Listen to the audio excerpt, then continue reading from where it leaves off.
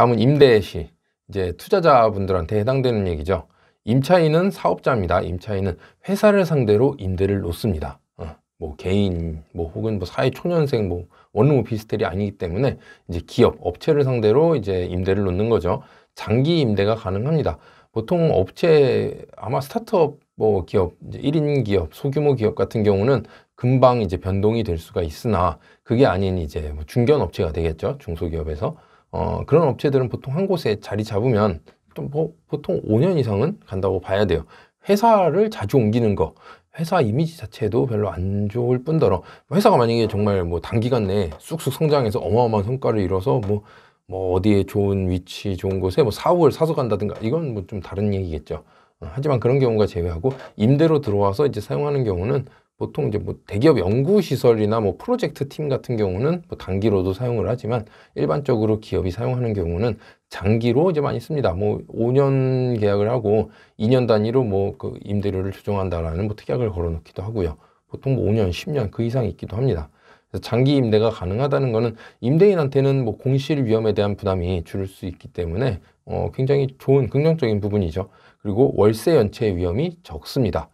아무래도 개인이 이제 들어와서 사는 것보다는 이제 기업, 업체다 보니까 월세 연체에 대한 그 위험이 이제 개인한테 하는 것보다는 상대적으로 낮게 나옵니다. 그리고 영업용 건물이기에 시설 관리는 알아서 하도록 돼 있죠. 지식산업센터 실제 이제 뭐 가보신 분들은 아시겠지만 뭐 별거 없습니다. 그냥 천장도 오픈돼 있어 그냥 뭐 파이프라인이나 이런 게 보이는 것도 있고요. 보통 이제 뭐 벽체도 특별한 거 없이 그냥 바닥도 특별한 거 없이 그냥 마감 처리. 벽체 뚫려 있는 것도 있고 섹션 오피스 같은 경우는 이제 뭐 텍스 마감을 하기도 하지만 그래서 뭐 특별히 뭐 시설이 할 게 없습니다.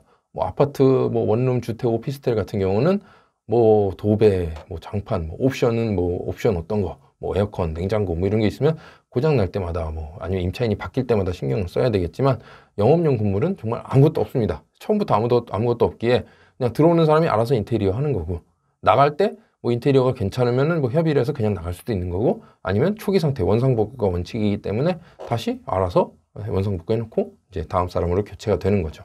그래서 이제 사업자, 임대 사업자 입장에서는 뭐 큰 뭐 신경 쓰거나 할 게 없는 상황이 되는 거죠. 자기가 알아서 관리를 하는 거고. 그래서 이것도 임대 측면에서는 장점이 되겠고요. 수익형 부동산. 이제 마찬가지로 내가 사업자를 내고 이제 한다.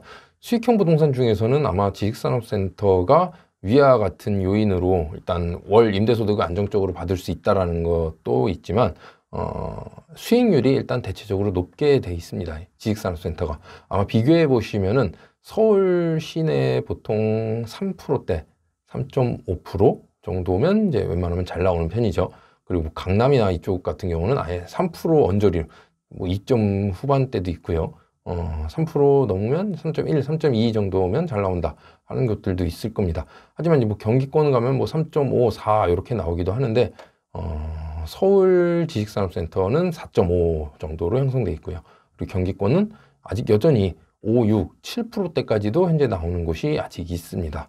그래서 수익형 부동산의 일단 가장 큰 목적은 이제 수익성이 높은 게 가장 좋겠죠. 가장 좋아 보이는 거는 뭐 그 다음 위험 부담을 낮추고 뭐 공실의 위험을 낮춘다라든가 이제 뭐 안정적인 임대 소득은 당연히 이제 말할 것도 없겠지만 일단 수익형 부동산 자체로 봤을 때 높은 수익률을 이제 자랑한다는 게 지식산업센터의 장점이 되겠습니다. 재산가치 상승. 이거는 지식산업센터의 장점이라기보다는 넣고도 조금 민망하긴 한데 뭐 시세 차익을 생각하면 아파트로 가야죠. 근데 재산가치 지식산업센터라고 해서 아예 재산가치가 상승 안 하는 것은 아닙니다. 아파트만큼 뭐 이름만큼은 아니지만 그래도 꾸준히 왜냐하면 집가는 계속 올라갈 것이고 지식산업센터가 이제 들어온 것이 뭐 논두렁 한가운데 들어오진 않겠죠. 공업지역 내에 들어올 것이고 업체들이 들어올 것이고 어느 정도 업체들이 이제 모여서 기반을 하고 이제 거기 자리를 잡게 되면은 다른 업체들도 추가적으로 들어올 것이고 뭐 이제 점점 뭐 위치에 따라 다르지만 지하철이 추가로 신설되는 경우도 있고요. 뭐 도로가 더 나오는 경우도 있고 어느 정도 뭐 시세 차익을 낼 수 있는 어느 정도 요지는 충분히 다 있다고 봅니다. 하물며 그게 아니더라도 일단 뭐 집가는 계속해서 상승하고 있으니까 일정 부분 뭐 손해 없이 갈 수는 있을 거라고 생각을 합니다. 다음은 전매 제한 없다는 거. 시기 제한 없다는 거, 횟수 제한 없다는 거, 지식산업센터의 장점이죠. 정부의 규제가 없기 때문에 이제 뭐 요걸 이제 자신 있게 말씀드릴 수 있는 건데, 아파트 같은 경우는 전매 제한이 있죠. 지역에 따라서 뭐 조정 대상 지역이냐 아니냐 뭐 이런 거에 따라서도 있고 나뉘는데, 지식산업센터는 내가 분양받은 이후에라도 뭐 어떤 시기든 상관없이 내 사정이 있든 뭐 내가 중간에 뭐 그냥 자금 사정이 원활하지 않아서 그냥 뭐 아무 뭐 손해 보거나 이익 보는 것 없이 그냥 그대로 넘기는 경우도 있고요. 전면하는 경우도 있고, 아니면 뭐 정말 인기가 핫한 지역이라서 뭐 어느 정도 프리미엄이 붙었다, 그럼 피받고 팔기도 하죠. 이런 거에 있어서 제한은 없습니다. 시기에 있어서도 제한이 없어요. 이건 뭐 내가 샀다가 언제 팔든 상관이 없습니다. 뭐 준공 이후에 팔아도 되고, 준공 뭐 한 달 있다 팔아도 되고, 1년 있다 팔아도 되고, 2년 있다 팔아도 되고, 상관이 없습니다. 횟수 제한도 없습니다. 내가 올해 하나 사서 올해 팔았는데 올 하반기에 다시 또 사서 또 팔아도 되는 거고, 내년 상반기에 2개 샀다가 하나 팔아도 되고, 뭐 그 어떤 것도 사고 파는 데 있어서의 제한은 없습니다. 관련 업종 간의 정보 교류가 용이하다. 이건 이제 실입주 기업에 해당하겠죠. 실입주 기업은 아무래도 뭐 이제 대기업이 있는 지역에 관련 업체들이 이제 뭐 그래서 직접적으로 관련 있는 업체는 아닙니다. 관련 업체가 들어오게 되면 그 관련 업체와 또 관련된 2차, 3차, 4차 업체들이 이제 모여들게 되는데, 아무래도 그렇게 밀집되어 있다 보면은 관련 업체들끼리 뭐 정보 교류까지는 아니더라도 일단 뭐 서로 뭐 얘가 이 제품을 여기까지 만들면 다음 회사가 이걸 요 다음에 여기까지 이어나간다 했을 경우에 뭐 지역이 가깝기 때문에 바로바로 이제 일을 수월하게 진행할 수 있다라는 점, 이 정도로 보시면 될 것 같고요. 작업 환경이나 이미지가 개선된다. 지식산업센터가 이제 과거에 아파트 공장에서 최근 이제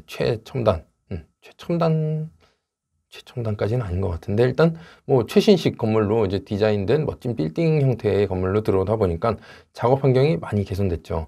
공장 이미지 하면은 뭐 지식산업센터를 보고 나면은 그 굴뚝, 뭐 기름때, 뭐 쇠냄새 이런 것들은 떠올리지 않을 겁니다. 정말 쾌적한, 밝고 쾌적한, 그리고 롭이 뭐 넓게 돼 있고 뭐 이런 거 보면은 진짜 멋있는 건물, 대기업이 있는 사옥으로도 정말 충분하다 할 수 있는 뭐 그런 건물들이 되겠는데요.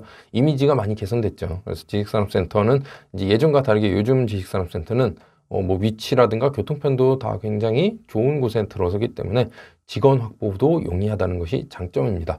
그래서 실입주를 이제 계획하시는 기업 이제 분들도 가장 많이 고려하는 게 이제 직원들, 기존 업체 같은 경우는 기존 직원들이 그대로 출퇴근할 수 있는지, 아니면 신설 기업 같은 경우는, 아니면 새로 이제 분점을 낸다든가 이제 확장하는 경우는 직원 수를 이제 가장 걱정을 하죠. 직원들을 어떤 지역, 또 사람들 인구가 별로 없는 지역, 뭐 논밭 있는 근처, 뭐 이런 지역, 뭐 산업단지 관리공단, 산업단지 같은 경우 논밭 있는 지역에서는 아무래도 직원 젊은 사람들을 많이 뽑아야 되는데 노인층이 있다, 적합하지 않겠죠. 그래서 어느 정도 지식산업센터 요즘 이제 많이들 모여드는 쪽을 보면은 보통 신도시 주변으로 많이 모여들고 있습니다.